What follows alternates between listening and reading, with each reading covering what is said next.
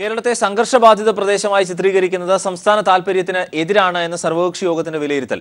സമാധാനം നിലനിർത്തുന്നതിന് എല്ലാ കക്ഷികളും പിന്തുണ അറിയിച്ചുവെന്ന് മുഖ്യമന്ത്രി പിണറായി വിജയൻ. സംസ്ഥാനത്ത് നടന്ന രാഷ്ട്രീയ സംഘർഷങ്ങളുടെ പശ്ചാത്തലത്തിലാണ് മുഖ്യമന്ത്രിയുടെ നേതൃത്വത്തിൽ സർവകക്ഷി യോഗം ചേർന്നത്. സംസ്ഥാനം സംഘർഷഭൂമിയാണെന്ന് വരുത്തി തീർക്കാനുള്ള ആസൂത്രിത നീക്കത്തിൽ വലിയ ആശങ്ക പ്രകടിപ്പിച്ചായിരുന്നു മുഖ്യമന്ത്രിയുടെ അധ്യക്ഷതയിൽ നടന്ന സർവകക്ഷി യോഗം ആരംഭിച്ചത്.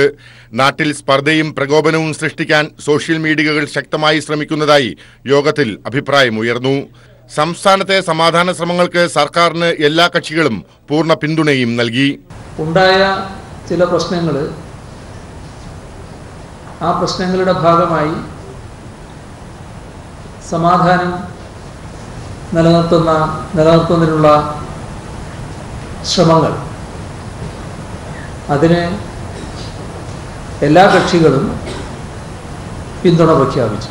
ഇപ്പോൾ നടന്നുകൊണ്ടിരിക്കുന്ന പ്രചരണങ്ങൾ അത് ഗൗരവമായി കണ്ടുകൊണ്ട് എല്ലാ കക്ഷികളും ഒറ്റക്കെട്ടായി നിന്ന് കേരളത്തിൻ്റെ യശസ്, നല്ല ശാന്തിയും സമാധാനവും പുലരുന്ന ഒരു നാട് എന്ന യശസ് ഉയർത്തിപ്പിടിക്കണമെന്നുമാണ് സർവകക്ഷി യോഗം തീരുമാനിച്ചത്. അക്രമത്തിനെതിരെ പോലീസ് മുഖം നോക്കാതെയുള്ള നടപടിയാണ് സ്വീകരിക്കുന്നത്. ഇത് ഊർജിതമാക്കി ജാഗ്രത പാലിക്കാൻ നിർദ്ദേശം നൽകണമെന്നും യോഗം ആവശ്യപ്പെട്ടു. ഒറ്റപ്പെട്ട ചില സ്ഥലങ്ങളിൽ സംഘടനാ സ്വാതന്ത്ര്യം ഹനിക്കുന്ന നടപടികളുണ്ടാകുന്നുണ്ട്. ഇത് അനുവദിക്കാൻ ആകില്ലെന്നും യോഗം അഭിപ്രായപ്പെട്ടു. CPIM സംസ്ഥാന secretary Kodiyeri Balakrishnan, LDF convener Vaikom Viswan, CPI secretary Kanam Rajendran, പ്രതിപക്ഷ നേതാവ് രമേശ് ചെന്നിത്തല, MM ഹസൻ, കുമ്മനം രാജശേഖരൻ, O രാജഗോപാൽ തുടങ്ങി വിവിധ രാഷ്ട്രീയ കക്ഷി നേതാക്കളും സർവകക്ഷി യോഗത്തിൽ പങ്കെടുത്തു. News bureau, Thiruvananthapuram. CPIMനെ വെല്ലുവിളിച്ച് അരുൺ ജെയ്റ്റ്ലി. ആക്രമണങ്ങളിൽ തളരുന്ന പാർട്ടിയല്ല BJP എന്ന് ജെയ്റ്റ്ലി. ശ്രീകാര്യത്തെ കൊല്ലപ്പെട്ട രാജേഷിന്റെ കുടുംബാംഗങ്ങളെ സന്ദർശിച്ച ശേഷം BJP സംഘടിപ്പിച്ച പരിപാടിയിൽ സംസാരിക്കുകയായിരുന്നു ജെയ്റ്റ്ലി. അതേസമയം BJP നേതാക്കളുടെ മെഡിക്കൽ കോഴയെപ്പറ്റി അരുൺ ജെയ്റ്റ്ലി മൗനം പാലിച്ചു. വിവരങ്ങളുമായി സുനിൽ അരുമാനൂർ ചേരുന്നു. സുനിൽ, മറ്റു വിവരങ്ങൾ കൂടി. അരുൺ, ഒരു രാഷ്ട്രീയ സന്ദർശനത്തിനാണ് അരുൺ ജെയ്റ്റ്ലി തലസ്ഥാനത്തെത്തിയത്. തികച്ചും രാഷ്ട്രീയപരമായിട്ടുള്ള കാഴ്ചപ്പാടോടും നിലപാടോടും കൂടിയാണ് അദ്ദേഹം പല സ്ഥലത്തും പ്രതികരിച്ചത് എന്നുള്ളതും ശ്രദ്ധേയമാണ്. സംഘപരിവാർ അജണ്ട അടിവരയിടുന്ന തരത്തിലുള്ള പ്രസ്താവനയും ആഹ്വാനമായിരുന്നു അരുൺ ജെയ്റ്റ്ലി നടത്തിയത്. രാവിലെ അദ്ദേഹം കൊല്ലപ്പെട്ട RSS പ്രവർത്തകൻ രാജേഷിന്റെ വീട്ടിലെത്തി. അവിടെ രാജേഷിന്റെ ഭാര്യയുമായും മക്കളും ബന്ധുക്കളുമായും സംസാരിച്ചു. രാജേഷിന് വേണ്ട ധനസഹായവും എല്ലാ സഹായവും BJP RSS പ്രവർത്തകർ ചെയ്തു കൊടുക്കണം എന്നുള്ള ഒരു ആവശ്യവും അദ്ദേഹം തന്നെ ഉന്നയിച്ച് അതെല്ലാം ഉറപ്പുവരുത്തുകയും ചെയ്തു. അതിനുശേഷം അനുസ്മരണ ചടങ്ങിൽ പങ്കെടുക്കുമ്പോഴാണ് RSSകാർക്കും BJPക്കാർക്കും ഊർജം പകരുന്ന തരത്തിലുള്ള പ്രസ്താവനയും ആഹ്വാനവും നടത്തിയത്. അക്രമങ്ങളെ ചെറുത്തു നിൽക്കാനുള്ള കൂടുതൽ ആർജവത്തോടുകൂടി തന്നെ BJPയും RSSും മുന്നോട്ട് പോകണമെന്നും അടിച്ചമർത്താനുള്ള ഏത് നീക്കത്തെയും ശക്തമായ പ്രതിരോധത്തിലൂടെ തന്നെ അതിന് ഫലം കാണണമെന്നുമാണ് പറഞ്ഞത്. അതോടൊപ്പം തന്നെ വർദ്ധിത വീര്യത്തോടുകൂടി തന്നെ മുന്നോട്ട് പോകാൻ പ്രവർത്തകർ തയ്യാറാകണം. മുൻപും അടിച്ചമർത്തലുകൾ ഉണ്ടായിട്ടുണ്ട്. ഇനി അത്തരത്തിലുള്ള ഏതു തരം പ്രവർത്തനം വന്നാലും കേന്ദ്രത്തിന്റെയും അതുപോലെ രാജ്യത്തിന്റെ നാനാഭാഗത്തുള്ള BJP പ്രവർത്തകരുടെയും പിന്തുണ ഉണ്ടാകും എന്നാണ് അവർക്ക് ആഹ്വാനം നൽകിയത്. അതിനുശേഷം ശ്രീവരാഹത്ത് RSS പ്രവർത്തകന്റെ വീട് സന്ദർശിച്ചു. അതുപോലെ തന്നെ ആറ്റുകാലിൽ RSS പ്രവർത്തകരുടെ കുടുംബാംഗങ്ങളുമായിട്ടുള്ള ഒരു കൂടിക്കാഴ്ചയുണ്ടായിരുന്നു. അതിനുശേഷം വാർത്താ സമ്മേളനം നടത്തുമ്പോഴും ഇത്തരത്തിൽ സംസ്ഥാനത്ത് നടക്കുന്ന ആക്രമണങ്ങളെ വൺ സൈഡ് തിരിച്ച് മാത്രമാണ് അദ്ദേഹം കാര്യങ്ങൾ അവതരിപ്പിച്ചത്. RSSും BJPയും നടത്തുന്ന ആക്രമണങ്ങളെ കുറിച്ച് ചോദിച്ചപ്പോൾ ആരാക്രമണം നടത്തിയാലും അത് പ്രതിരോധിക്കേണ്ടതും നടപടി സ്വീകരിക്കേണ്ടത് സർക്കാരാണെന്നും അതിന് സർക്കാർ തയ്യാറാകുമെന്നാണ് താൻ കരുതുന്നതെന്നാണ് പറഞ്ഞത്. അതുപോലെ മെഡിക്കൽ കോളേജ് വിഷയത്തിൽ, അതായത് BJP സംസ്ഥാന നേതൃത്വം തന്നെ പ്രതിക്കൂട്ടിലായ മെഡിക്കൽ കോളേജ് വിഷയത്തിൽ വ്യക്തമായിട്ടുള്ള ഒരു നിലപാട് അറിയിക്കാതെയാണ് അദ്ദേഹം വാർത്താ സമ്മേളനം അവസാനിപ്പിച്ചത്. അത്തരം കാര്യങ്ങളിലൊക്കെ സംസ്ഥാന നേതാക്കൾ തന്നെ കാര്യങ്ങൾ പരിശോധന നടത്തി നടപടി സ്വീകരിക്കും. അതിനകത്ത് വലിയ ഗൗരവപരമായിട്ടുള്ള ഒരു വിഷയമില്ല എന്നുള്ള തരത്തിലായിരുന്നു അദ്ദേഹത്തിന്റെ ഒരു മറുപടി വന്നത്. എന്തായാലും ദൗത്യമൊക്കെ പൂർത്തിയാക്കി നാളെ തന്നെ ദില്ലിയിലേക്ക് അദ്ദേഹം മടങ്ങും. സുനിൽ അരുമാനൂർ, തിരുവനന്തപുരത്ത് നിന്ന്. കേന്ദ്ര ധനകാര്യമന്ത്രി അരുൺ ജെയ്റ്റ്ലിയുടെ തിരുവനന്തപുരം സന്ദർശനത്തിന് മറുപടിയുമായി CPIM രക്തസാക്ഷി കുടുംബാംഗങ്ങൾ. ശ്രീകാര്യത്തെ രാജേഷിന്റെ വീട് മാത്രം സന്ദർശിച്ച കേന്ദ്രമന്ത്രി തങ്ങളെ കൂടി കാണണമെന്നാവശ്യപ്പെട്ട് RSS ആക്രമണത്തിൽ കൊല്ലപ്പെട്ട CPIM പ്രവർത്തകരുടെ ബന്ധുക്കൾ രാജ്ഭവന് മുന്നിൽ ധർണ നടത്തി. അരുൺ ജെയ്റ്റ്ലിയുടേത് തരം താഴ്ന്ന രാഷ്ട്രീയ കളിയാണ് എന്ന് രക്തസാക്ഷി കുടുംബങ്ങൾ കുറ്റപ്പെടുത്തി. അരുൺ ജെയ്റ്റ്ലിയുടെ തിരുവനന്തപുരം സന്ദർശനത്തിലെ പക്ഷപാതിത്വം ചൂണ്ടിക്കാട്ടിയാണ് RSS കൊലപ്പെടുത്തിയ CPIM പ്രവർത്തകരുടെ ബന്ധുക്കൾ രാജ്ഭവന് മുന്നിൽ ധർണ നടത്തിയത്. അരുൺ ജെയ്റ്റ്ലിയുടേത് തരം താഴ്ന്ന രാഷ്ട്രീയ കളിയാണെന്ന് രക്തസാക്ഷിയായ സജിൻ ഷാഹുലിന്റെ ഉമ്മ പീപ്പിൾ TVയോട് പറഞ്ഞു. അയാൾ കാണാൻ വരുന്നത് ഈ കഴിഞ്ഞ 10 ദിവസത്തിന് മുമ്പ് നടന്ന കൊലയുടെ വീട്ടിലാണ് സന്ദർശിക്കാൻ വരുന്നുണ്ട്. ഇത്രയും ദിവസം നമ്മൾ കണ്ണീര് കുടിച്ചതിന് അങ്ങേര് ഒരു വില കൽപ്പിച്ചില്ല. ഇനി ഞങ്ങൾക്ക് നീതി വേണം. ശ്രീകാര്യത്ത് കൊല്ലപ്പെട്ട RSS പ്രവർത്തകൻ രാജേഷിന്റെ വീടിന് തൊട്ടടുത്താണ് SFIയുടെ അനശ്വര രക്തസാക്ഷി അജയ്യുടെ വീട്. എന്നാൽ അവിടെ പോകാനും ജെയ്റ്റ്ലി കൂട്ടാക്കിയില്ല. കടുത്ത രോക്ഷത്തോടെയാണ് അജയ്യുടെ പിതാവ് പീപ്പിളിനോട് പ്രതികരിച്ചത്. അപ്പോൾ അത് പ്രത്യേകിച്ച് അവരുടെ വീട്ടിൽ മാത്രം പോകുന്നത് ശരിയായില്ല. എല്ലായിടത്തും പോകേണ്ടതാണ്. എല്ലാവരെയും ഒരുപോലെ കണക്കാക്കേണ്ടതാണ്. തന്റെ അച്ഛന്റെ കൊലപാതകങ്ങൾക്ക് സംഘപരിവാറിൽ ഉയർന്ന സ്ഥാനം ലഭിച്ചുവെന്ന് കൊല്ലപ്പെട്ട ആനാവൂരിലെ നാരായണൻ നായരുടെ മകൻ പറഞ്ഞു. ഞങ്ങൾ ഒരുപാട് പേരുണ്ട്. അച്ഛനെ നഷ്ടപ്പെട്ടവർ, മകനെ നഷ്ടപ്പെട്ടവർ, അച്ഛൻ്റെ സ്നേഹം അനുഭവിച്ച് മതിയാകാത്തവർ, ഒരു തരത്തിലുമുള്ള ഒരു പെറ്റി കേസിൽ പോലും പ്രതിയാകാത്ത നാരായണൻ നായർ എന്തിനു വേണ്ടിയിട്ടാണ് രാത്രി 10 മണിക്ക് 56 കഷ്ണങ്ങളായി വീടിനകത്ത് കയറി വെട്ടിനുറുക്കിയതെന്ന് മറുപടി പറയാൻ ഇവിടുത്തെ RSSകാർ തയ്യാറാകുന്നില്ല. ഈ കൊലപാതകം നടത്തിയതിലെ 1-ാം പ്രതി വെള്ളംകൊള്ളി രാജേഷ് ഇന്ന് BMSന്റെ തിരുവനന്തപുരം ജില്ലയിലെ പ്രമുഖരായിട്ടുള്ള നേതാവാണ്. ജെയ്റ്റ്ലിയുടെ സന്ദർശനത്തോടെ കേന്ദ്രമന്ത്രിസഭ എന്നാൽ RSSന്റേതാണെന്നും ജനങ്ങളുടേതല്ലെന്നും തെളിഞ്ഞതായി CPIM സംസ്ഥാന സെക്രട്ടറി കോടിയേരി ബാലകൃഷ്ണൻ കുറ്റപ്പെടുത്തി. കേന്ദ്ര ഗവൺമെന്റിനെ RSS പറയുന്ന പോലെ പ്രവർത്തിക്കുകയാണെങ്കിൽ, ധൈര്യമുണ്ടെങ്കിൽ പിണറായി വിജയൻ ഗവൺമെന്റിനെ നിങ്ങൾ പിരിച്ചുവിടട്ടെ, അപ്പോൾ നമുക്ക് കാണാം എന്ന് മാത്രമാണ് നിങ്ങളോട് ഞങ്ങൾക്ക് പറയാനുള്ളത്. CPIM തിരുവനന്തപുരം ജില്ലാ കമ്മിറ്റിയുടെ നേതൃത്വത്തിൽ നടന്ന പരിപാടിയിൽ 21ഓളം രക്തസാക്ഷി കുടുംബാംഗങ്ങൾ പങ്കെടുത്തു. LDF convener Vaikom Viswan, EP Jayarajan, Anavoor Nagappan, V Sivankutty, Attingal MP A Sampath എന്നിവർ പ്രസംഗിച്ചു. News bureau, Thiruvananthapuram. കേന്ദ്രമന്ത്രി അരുൺ ജെയ്റ്റ്ലിയുടെ കേരളത്തിലേക്കുള്ള വരവ് രാഷ്ട്രീയ മുതലെടുപ്പിനുള്ള ഏകപക്ഷീയ സന്ദർശനം ആകരുതെന്ന് തലശ്ശേരിയിൽ RSSകാർ വെട്ടിക്കൊലപ്പെടുത്താൻ ശ്രമിച്ച ശ്രീജൻ ബാബുവിന്റെ ഭാര്യ രമ്യ. തിരുവനന്തപുരത്ത് എത്തുന്ന ജെയ്റ്റ്ലിക്ക് ഭർത്താവ് ശ്രീജനെ കാണാൻ വരണമെന്ന് കാണിച്ച് രമ്യ തുറന്ന കത്തയച്ചു. കഴിഞ്ഞ മാസം 3-നാണ് ശ്രീജനെ RSS ക്രിമിനൽ സംഘം വെട്ടിക്കൊലപ്പെടുത്താൻ ശ്രമിച്ചത്. കഴിഞ്ഞ 34 ദിവസമായി തലശ്ശേരിയിലെ CPIM പ്രവർത്തകനായ ശ്രീജൻ ബാബു ഈ കിടപ്പിലാണ്. കണ്ണൂർ എരഞ്ഞോളിയിലെ ഓട്ടോ ഡ്രൈവറായ ശ്രീജനെ ജൂലൈ 3 പകൽ 2 മണിയോടെയാണ് RSS ക്രിമിനൽ സംഘം വെട്ടിക്കൊലപ്പെടുത്താനായി ശ്രമിച്ചത്. ഓട്ടോ വളഞ്ഞ ശേഷം ശരീരമാസകലം വെട്ടുകയായിരുന്നു. വലതുകാലും ഇടതു കൈയും അറ്റുതൂങ്ങിയ നിലയിലായി. മാരകമായ 27 മുറിവുകൾ, 22 ചെറിയ മുറിവുകൾ വേറെയും. ഒരു ദിവസത്തിലധികം നീണ്ട ശസ്ത്രക്രിയ. വേദന കടിച്ചമർത്തി കോഴിക്കോട് ബേബി മെമ്മോറിയൽ ആശുപത്രിയിൽ ഡോക്ടർമാരുടെ തീവ്രപരിചരണത്തിലാണ് ശ്രീജൻ എന്നും. കൂട്ടായി ഭാര്യയും എരഞ്ഞോളി ഗ്രാമപഞ്ചായത്ത് പ്രസിഡന്റുമായ രമ്യയുണ്ട്. കേന്ദ്രമന്ത്രി അരുൺ ജെയ്റ്റ്ലിയുടെ തിരുവനന്തപുരം സന്ദർശനം മാധ്യമങ്ങൾ വഴി അറിഞ്ഞതോടെയാണ് മന്ത്രിക്കൊരു തുറന്ന കത്തയക്കാൻ രമ്യ തയ്യാറായത്. RSSകാരുടെ ക്രൂരമായ ആക്രമണത്തിന് ഇരയായവരെ കൂടി കാണാൻ മന്ത്രിക്ക് മനസ്സുണ്ടാവണമെന്ന് രമ്യ പീപ്പിളിനോട് പറഞ്ഞു. ഏകപക്ഷീയമായിട്ട് ഒരു RSSകാരനെ മാത്രം കണ്ടുപോകുമ്പോൾ നമ്മളെപ്പോലെ ഇത്തരത്തിൽ CPIMന്റെ ഭാഗത്തു നിന്ന് എത്രയോ ആളുകൾ മരിച്ചതിന് തുല്യമായിട്ട് കിടക്കുന്ന എത്രയോ ആളുകൾ ഈ തരത്തിൽ ഉണ്ട്. അപ്പോൾ അവരെയൊന്നും പ്രശ്നങ്ങളും ജീവിത പ്രശ്നങ്ങളും അവരുടെ കുടുംബ പ്രശ്നങ്ങളും സാമൂഹികമായിട്ടുള്ള പ്രശ്നങ്ങളും ഒന്നും കാണാതെ ഇത് ഒരു രാഷ്ട്രീയ മുതലെടുപ്പിന് വേണ്ടി വലിയ വാർത്തയാക്കാന്നതിന് വേണ്ടിയിട്ടുള്ള ഒരു ശ്രമം. മരിച്ചെന്ന് കരുതിയാണ് ശ്രീജനെ വെട്ടിയ സംഘം മടങ്ങിയത്. ഇതിനു മുമ്പ് 2 തവണ ശ്രീജന് നേരെ ആക്രമണം നടന്നിട്ടുണ്ട്. ശ്രീജനെ കാണാനെത്താനും ഭർത്താവിനെ കൊലപ്പെടുത്താൻ ശ്രമിച്ച RSS ക്രിമിനലുകളെ തള്ളിപ്പറയാനും കേന്ദ്രമന്ത്രി തയ്യാറാവണമെന്നും രമ്യ ആവശ്യപ്പെടുന്നു. News bureau, Kozhikode.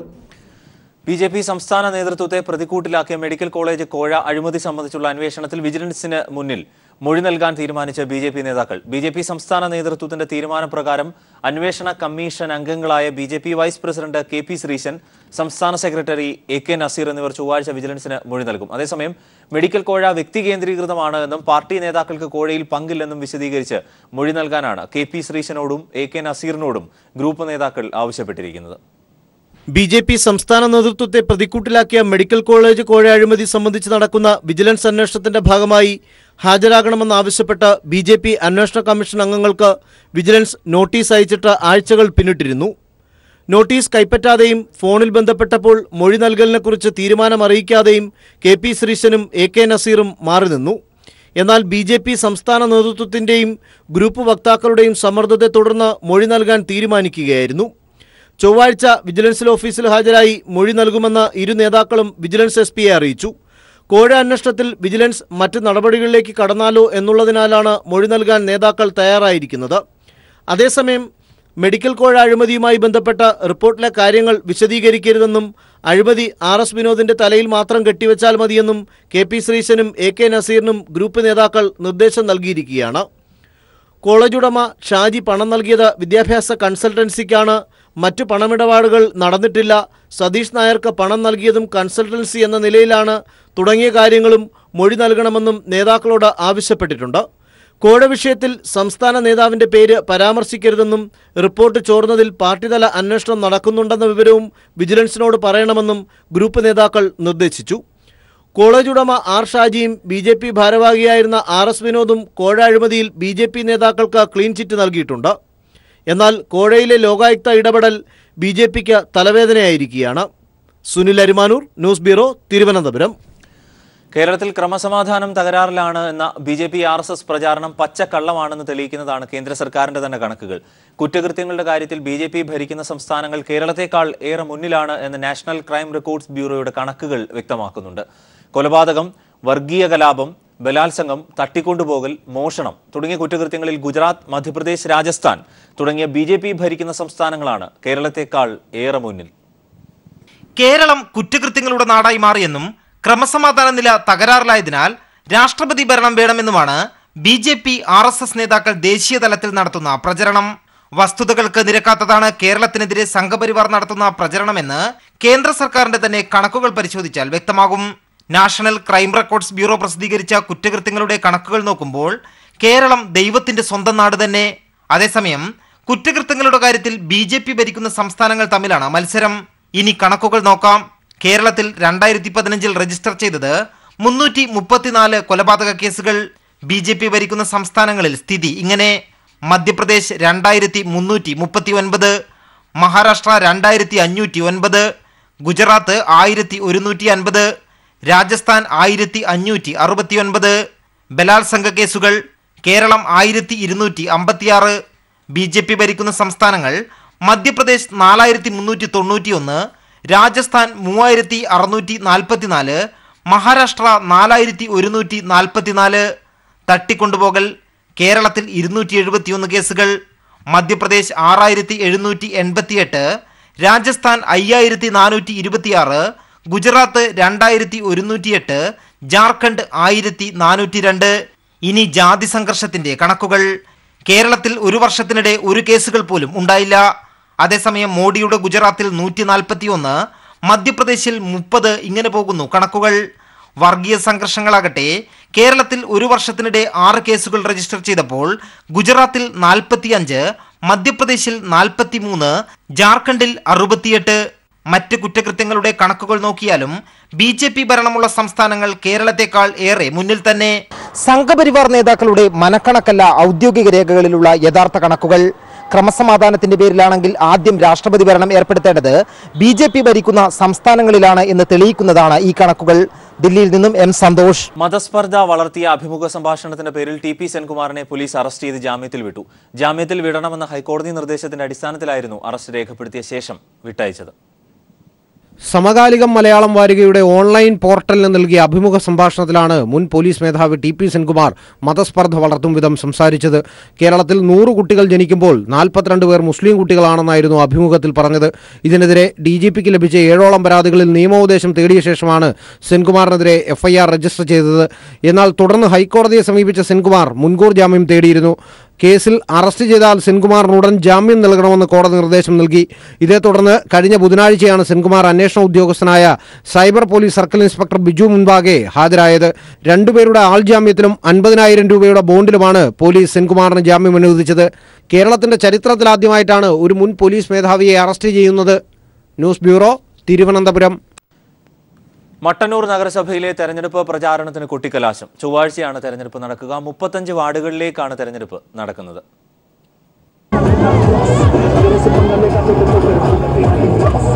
ആവേശകരമായ പരസ്യപ്രചാരണങ്ങളുടെ അവസാനം കൊട്ടിക്കലാശത്തിൽ എല്ലാ രാഷ്ട്രീയ കക്ഷികളും അവരുടെ ശക്തിപ്രകടനം പരമാവധി തെളിയിച്ചു.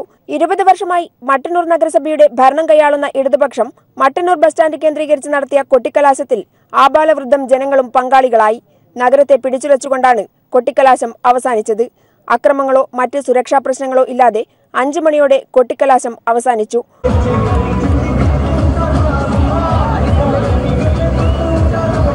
35 വാർഡുകളിലേക്കുള്ള 125 സ്ഥാനാർത്ഥികൾ 8-ാം തീയതി അങ്കത്തട്ടിൽ മാറ്റുരയ്ക്കും. 2 ദിവസത്തേക്ക് മട്ടന്നൂർ നഗരസഭ, ഇരിട്ടി ബ്ലോക്ക് പഞ്ചായത്ത്, കൂത്തുപറമ്പ് ബ്ലോക്ക് പഞ്ചായത്ത് എന്നിവിടങ്ങളിൽ ഡ്രൈ ഡേ ആയി പ്രഖ്യാപിച്ചിരിക്കുകയാണ്. എല്ലാ രാഷ്ട്രീയ പാർട്ടികളും അവരുടെ ശക്തി തെളിയിച്ചുകൊണ്ട് പരസ്യ പ്രചാരണത്തിന് സമാപനം കുറിച്ചു. ഇനി നിശബ്ദ പ്രചാരണത്തിന്റെ നാളുകൾ. മട്ടന്നൂരിൽ നിന്നും ക്യാമറമാൻ ജയൻ കല്യാശ്ശേരിക്കൊപ്പം PV ജോഷില. 14ാം കേരള നിയമസഭയുടെ 7ാം സമ്മേളനത്തിന് നാളെ തുടക്കമാകും. പൂർണ്ണമായും നിയമനിർമ്മാണം മാത്രം ലക്ഷ്യമിട്ടാണ് സമ്മേളനം ചേരുന്നത്. 13 ദിവസം നീണ്ടു നിൽക്കുന്ന സഭാ സമ്മേളനം പ്രക്ഷുബ്ധമാവാനാണ് സാധ്യത. പൂർണ്ണമായും നിയമനിർമ്മാണം മാത്രം ലക്ഷ്യമിട്ടാണ് 13 ദിവസത്തേക്ക് 14ാം നിയമസഭയുടെ 7ാം സമ്മേളനം ചേരുന്നത്. കഴിഞ്ഞ സമ്മേളനത്തിന് ശേഷം പുറപ്പെടുവിച്ച 9 ഓർഡിനൻസുകൾക്ക് പകരമുള്ള ബില്ലുകളാണ് ഇതിൽ പ്രധാനം. സമ്മേളനം ആരംഭിക്കുന്ന ആദ്യ ദിവസമായ ഓഗസ്റ്റ് 7-ന് സ്വകാര്യ മെഡിക്കൽ കോളേജുകളിലെ പ്രവേശനം ക്രമപ്പെടുത്തുന്നതും നിയന്ത്രിക്കുന്നതുമായ 2017 കേരള മെഡിക്കൽ വിദ്യാഭ്യാസ ബില്ലും കേരള സഹകരണ സംഘങ്ങൾ ഭേദഗതി ബില്ലും അവതരിപ്പിക്കും. എന്നാൽ സമീപകാല രാഷ്ട്രീയ കൊലപാതകങ്ങളുടെ പശ്ചാത്തലത്തിൽ ക്രമസമാധാന തകർച്ച ചൂണ്ടിയാവും പ്രതിപക്ഷം ഇതിനെ ചെറുക്കുക. സ്വാശ്രയ പ്രവേശനത്തിനായി കൊണ്ടുവന്ന ഓർഡിനൻസിലെ പാകപ്പിഴകൾ ചൂണ്ടിക്കാട്ടി പ്രതിപക്ഷം ആഞ്ഞടിക്കുമെന്നത് ഉറപ്പാണ്. GST വന്നതിന് ശേഷം വിലക്കുറവുണ്ടായിട്ടില്ലെന്ന് ചൂണ്ടിക്കാട്ടി പ്രതിപക്ഷം ധനമന്ത്രിക്കെതിരെയും തിരിയും. ഒപ്പം BJP കോഴയും സഭയിൽ ഉന്നയിക്കാൻ പ്രതിപക്ഷം ആലോചിക്കുന്നുണ്ട്. അതിലുപരിയായി CPI CPM ഭിന്നതയും മൂന്നാർ വിഷയത്തിൽ റവന്യൂ മന്ത്രിക്ക് മുഖ്യമന്ത്രിയിൽ നിന്നും ഭിന്ന നിലപാടുണ്ടെന്ന് സ്ഥാപിക്കാനും പ്രതിപക്ഷം ശ്രമിക്കും. സഭാ സമ്മേളനത്തിലെ ഫ്ലോർ മാനേജ്മെന്റ് ചർച്ച ചെയ്യുന്നതിനായി മുതിർന്ന നേതാക്കൾ ഇന്ന് യോഗം ചേർന്നേക്കും. സമീപകാലത്തെ സ്ത്രീപീഡന സംഭവങ്ങളിൽ പോലീസ് സ്വീകരിച്ച നിലപാടുകൾ ചൂണ്ടിക്കാട്ടിയാവും ഭരണപക്ഷം പ്രത്യാക്രമണം നടത്തുക. പ്രതിപക്ഷത്തെ പ്രമുഖ MLA ആയ M. വിൻസെന്റ് സ്ത്രീപീഡന കേസിൽ ജയിലിലായത് ചൂണ്ടിക്കാട്ടി ഭരണപക്ഷം പ്രതിരോധം തീർക്കുമ്പോൾ പ്രതിപക്ഷം വിയർക്കുമെന്നത് ഉറപ്പാണ്. കഴിഞ്ഞ സഭാ സമ്മേളനത്തിലുള്ളതുപോലെ ഇത്തവണയും പ്രതിപക്ഷ നിര വിഷയദാരിദ്ര്യം അനുഭവിക്കുന്നുണ്ടെന്നതാണ് രാഷ്ട്രീയ കേന്ദ്രങ്ങളുടെ വിലയിരുത്തൽ. 13 ദിവസം നീണ്ടു നിൽക്കുന്ന സഭാ സമ്മേളനം രാഷ്ട്രീയ വാഗ്വാദങ്ങളുടെ കേളിമുഖമാകുമെന്നത് ഉറപ്പാണ്. S. ജീവൻകുമാർ, തിരുവനന്തപുരം. കോഴിക്കോട് മാവൂരിൽ കോളറ സ്ഥിരീകരിച്ച സ്ഥലത്തെ കുടിവെള്ളത്തിൽ ബാക്ടീരിയ കണ്ടെത്തി. കോളറ പടർത്തുന്ന വിബ്രിയോ എന്ന ബാക്ടീരിയയുടെ സാന്നിധ്യമാണ് പരിശോധനയിൽ തെളിഞ്ഞത്. കോഴിക്കോട് CWRDM നടത്തിയ പരിശോധനാ ഫലം നാളെ ആരോഗ്യവകുപ്പിന് കൈമാറും. കോഴിക്കോട് മാവൂർ തെങ്ങിലക്കടവിലെ വാടക കെട്ടിടത്തിൽ താമസിച്ചു വന്ന 2 ഇതര സംസ്ഥാന തൊഴിലാളികൾക്ക് കഴിഞ്ഞ ദിവസമാണ് കോളറ സ്ഥിരീകരിച്ചത്. ബംഗാൾ സ്വദേശികളായ ഇവർ കോഴിക്കോട് മെഡിക്കൽ കോളേജ് ആശുപത്രിയിൽ ചികിത്സയിലാണ്. നാട്ടിൽ പോയി വന്ന ഉടൻ കോളറ സ്ഥിരീകരിച്ചതിനാൽ ഉറവിടം തെങ്ങിലക്കടവല്ല എന്ന പ്രതീക്ഷയിലായിരുന്നു ആരോഗ്യവകുപ്പ്. എന്നാൽ ഇവർ ഉപയോഗിച്ചിരുന്ന വെള്ളം പരിശോധനയ്ക്ക് അയച്ചതിൽ നിന്നാണിപ്പോൾ കോളറ പരത്തുന്ന ബാക്ടീരിയയുടെ സാന്നിധ്യം കണ്ടെത്തിയത്. വിബ്രിയോ ബാക്ടീരിയയുടെ സാന്നിധ്യം കോഴിക്കോട് CWRDMൽ നടത്തിയ പരിശോധനയിൽ സ്ഥിരീകരിച്ചു. ഇവ വെള്ളത്തിലൂടെ ശരീരത്തിലെത്തുമ്പോൾ കോളറ ടാക്സിൻ എന്ന വിഷവസ്തു ഉൽപ്പാദിപ്പിക്കപ്പെടുകയും വയറിളക്കം ഉണ്ടാവുകയും ചെയ്യും. കോളറ സ്ഥിരീകരിച്ചതിനാൽ മാവൂർ പഞ്ചായത്തിൽ ആരോഗ്യവകുപ്പ് ജാഗ്രതാ നിർദ്ദേശം നൽകിയിരുന്നു.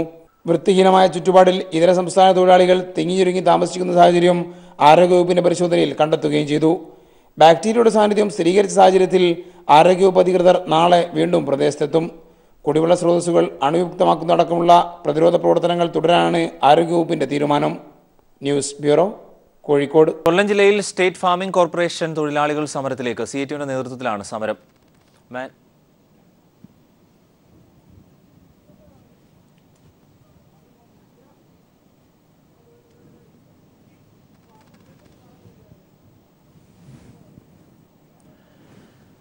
കൊല്ലം ജില്ലയിൽ സ്റ്റേറ്റ് ഫാമിംഗ് കോർപ്പറേഷൻ തൊഴിലാളികൾ സമരത്തിലേക്ക്. CITUവിന്റെ നേതൃത്വത്തിലാണ് സമരം. മാനേജ്മെന്റിന് സമർപ്പിച്ച 15 ആവശ്യങ്ങൾ ചർച്ച ചെയ്ത് പരിഹരിക്കണം എന്നാവശ്യപ്പെട്ടാണ് സമരം. ഈ മാസം 10-ന് എല്ലാ എസ്റ്റേറ്റ് ഓഫീസ് പടിക്കലേക്കും ധർണയും നടത്തും. പ്രതിവർഷം 100 തൊഴിൽ ദിനങ്ങൾ പൂർത്തീകരിച്ചവർക്ക് ഓണത്തിന് മുൻപ് കാർഡ് നൽകുക എന്നതുൾപ്പെടെ വിവിധ ആവശ്യങ്ങൾ ഉന്നയിച്ചാണ് സമരം നടത്തുക.